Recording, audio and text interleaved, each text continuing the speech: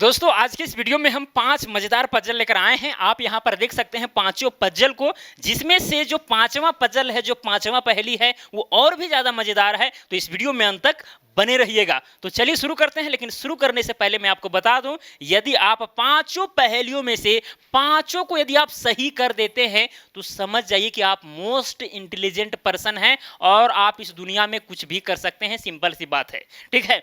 यदि आप पांचों पहेली में से आप 4 ही सही करते हैं तो इसका मतलब आप में भी इंटेलिजेंट की कमी नहीं है, बस थोड़ा सा और मेहनत करना होगा, आप इस कैटेगरी में जा सकते हैं। और यदि आप 3 ही पजल को सही कर पा रहे हैं, पहेली को सही कर पा रहे हैं, इसका मतलब आपको थोड़ा सा ज्यादा मेहनत करना होगा। सिंपल सी बात है। ऐसा नहीं कि आप कुछ कर नहीं सकते, कर सकते, लेकिन मेहनत ज्यादा करना होगा। और यदि आप 2 सही कर रहे हैं, 1 सही कर रहे हैं, तो इसका मतलब ये हुआ कि भैया आपका बेस है कमजोर। अब अगर बेस रहेगा कमजोर, आप चलेंगे आप कहीं पर कुछ करने के लिए तो कहां से होगा? आपको बेस को मजबूत पहले करना होगा। सिंपल सी बात है, ठीक है। तभी आप आगे बढ़ पाएंगे, अदरवाइज समय व्यर्थ है, ठीक है। अगर आप पढ़ रहे हैं और ये सब भी यहाँ पर 2 पजल ऐसे ऐसे सॉल्व नहीं हो रहा है तो समझिए बहुत बड़ी दिक्कत वाली बात है। आपको बेस को मजबूत करना होगा। एकदम बच्चों वाला पहेली है, बच्चों वाला, ठीक है। ऐसा नहीं है कि पांचों सही कर दिए तो एकदम इंटेलिजेंट हो ही गए। भैया मेहनत करते रहना होगा, ठीक है। आपका मतलब यहाँ पर मैं इसलिए इस चीज को बता रहा हूँ कि भाई अगर पांचों सही कर दे मतलब आपका दिमाग ठीक ठाक है, आप कुछ कर सकते हैं, बस यही बात है और कुछ नहीं है, ठीक है। बाकी बात आप ये जान लीजिए IQ टेस्ट जैसा है। चलिए दोस्तों, यहाँ पर पहला नंबर पजल में क्या है पहले इसको देखते हैं। देखिए, हर पजल में आपको 5 सेकेंड लेना है, 5 सेकेंड से ज्यादा नहीं, ठीक है।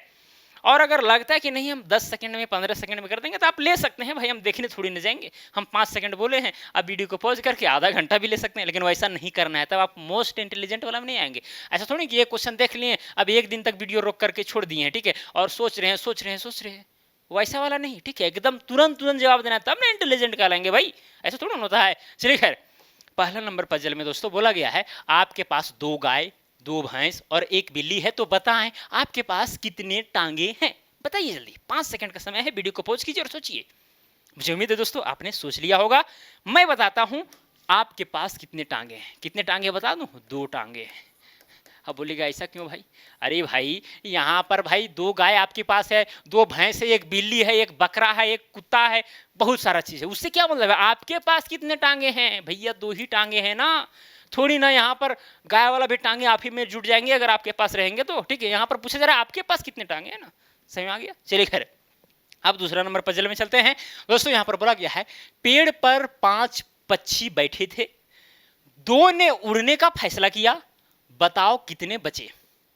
बताइए, वीडियो को पॉज कीजिए और सोचिए कितने उस पेड़ पर पक्षी बची। मुझे उम्मीद है दोस्तों आपने सोच लिया होगा। अब मैं इसका आंसर बताता हूं। अगर भैया 5 पक्षी बैठे हैं, 1000 पक्षी बैठे हैं, उसमें 999 पक्षी सोच रहे हैं कि हम जो है उड़ेंगे, उड़ने का फैसला किया है उन्होंने। अरे फैसला ना किया है तो भाई पेड़ पर बैठल ना, ठीक है। इसका मतलब यहाँ पर आंसर हो जाएगा 5। पेड़ पर 5 पक्षी बैठे थे, 2 ने उड़ने का फैसला किया। फैसला किया है ना, बैठल तो अभी भी है, ऐसा नहीं कहा गया कि उड़ गए चले गए, ठीक है। तो बताओ कितने बचे? तो 5 बचे। चलिए सिंपल सी बात है। अब यहाँ दोस्तों तीसरा नंबर पजल में क्या है? एक किसान के पास 15 भेड़े हैं, लेकिन 7 के अलावा सभी मर जाते हैं, तो अब किसान के पास कितने भेड़े जीवित बचे हैं? बताइए दोस्तों, वीडियो को पॉज कीजिए और सोचिए क्या होगा इसका आंसर। चलिए मैं बताता हूं। मुझे उम्मीद है कि आप सोच लिए होंगे। देखिए, इतना जल्दी जल्दी मैं इसलिए बता रहा हूं ताकि वीडियो ज़्यादा लंबा ना बने। और रह गई बात कि आपको वीडियो को पॉज करना है, 5 सेकंड 10 सेकंड का समय लेना है और आंसर देने 10 सेकंड से ज़्यादा नहीं लीजिएगा। 10 सेकंड से ज़्यादा ले रहे हैं, इसका मतलब आप 5 सही करेंगे फिर भी आप इंटेलिजेंट नहीं करेंगे, ठीक है। पढ़ते के साथ दिमाग में तुरंत अरे ये तो ये होगा यार, ऐसा होना चाहिए भाई, ये बच्चों वाली चीज़ है, बच्चों वाली चीज़ है, क्या बताऊँ, ठीक है। इससे बहुत बड़े बड़े सवाल हैं भाई, ऐसे कि आप मतलब 2 दिन तक भी सॉल्व करते रह जाएंगे फिर भी सॉल्व नहीं होगा, ठीक है। ऐसे ऐसे इक्वेशन है। खैर हटाइए दोस्तों, यहाँ पर क्या बोला गया? एक किसान के पास 15 भेड़े हैं, लेकिन क्या हुआ? 7 के अलावा, अरे भाई 7 के अलावा, अलावा मतलब 8, 7 के अलावा कितने? 15 है, 7 के अलावा 8, क्या सभी मर जाते हैं? 7 के अलावा मर जाते हैं, मतलब 8 मर जाते हैं, ठीक है। तो अब किसान के पास कितने भेड़े जीवित बचे हैं? तो 7 ना बचा है भाई। कितने बचे हैं? 7 बचे हैं, ठीक है। अब बहुत लोग जो है ना बच्चे हैं लिख देते हैं, 7 बच्चे। अरे भाई ये दोनों में अंतर नहीं है का? ये बच्चे हो गया, ये चाइल्ड वाला, ये बचे हैं मतलब रेस्ट, ठीक है, मतलब जो बच जाता है। समझ में आ रहा है ना? चलिए दोस्तों, अब यहाँ पर ये 7 बचे हैं, हो गया।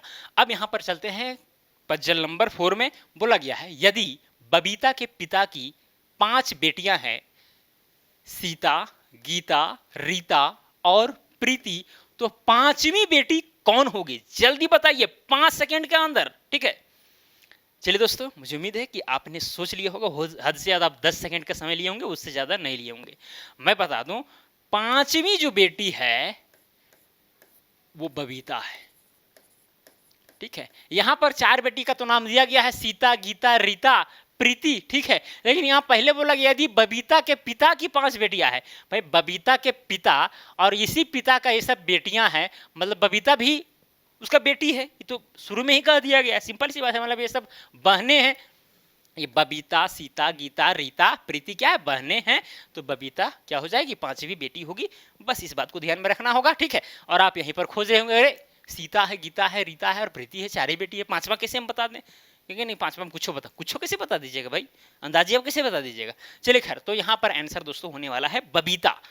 अब दोस्तों आते हैं पजल नंबर 5 में, जो मोस्ट डेंजरस है। ज़्यादा डेंजरस नहीं है, बहुत ईजी भी है। जो लोग मैथमेटिक्स में हमेशा लगे रहते हैं चुटकियों में कर देंगे।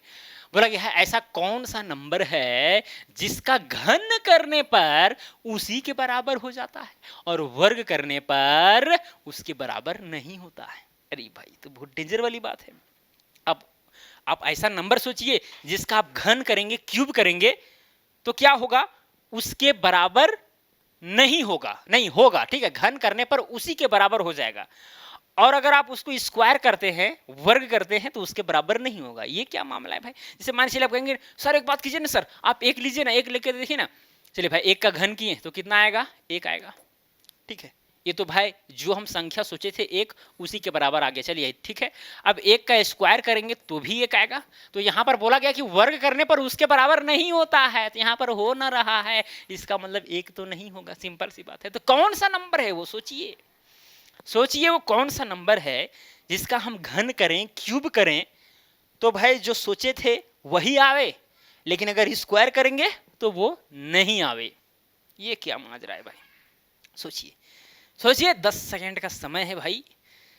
अगर लगता है कि नहीं होने वाला है, मोस्ट इंटेलिजेंट की कैटेगरी में नहीं जा सकते हैं, तो फिर 15, 20, 25, 30 सेकंड का समय लीजिए, आपकी इच्छा। आपके पास मोबाइल फोन है, हम थोड़ी ना वहाँ पर डंडा लेके खड़ा कि भैया 15 सेकंड के पार की 1 डंडा बजा, ऐसा थोड़ी ना होता है। चलिए खैर दोस्तों, मैं बताता हूँ वो संख्या है भैया -1। अब बोलिएगा सर कैसे? अरे आप -1 का कीजिए क्यूब, ठीक है, तो कितना होगा? -1 होगा। यानी जो आपने सोचा है वो नंबर -1, तो -1 ही आया। अब इस -1 का कीजिए स्क्वायर, तो -1 का अगर आप स्क्वायर करेंगे तो प्लस में 1 होगा। तो बताइए, जब क्यूब किए, घन किए, तो -1 यानी बराबर आया, और जब स्क्वायर किए तो बराबर नहीं आया, क्योंकि यहाँ पर देखिए -1 और यहाँ पर 1 आ गया, बराबर नहीं आया। इसका मतलब यहाँ पर आंसर -1 होगा। ठीक है, चीज़ें समझ में आई कि नहीं आई? आ गया होगा भाई, कोई बड़ी बात नहीं है, ठीक है।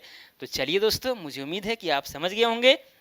यदि आप मोस्ट इंटेलिजेंट वाला कैटेगरी में आ रहे हैं तो कमेंट करके जरूर बताएं कि हाँ सर, मैंने 5 के 5 सवालों को सही कर दिया है, ठीक है।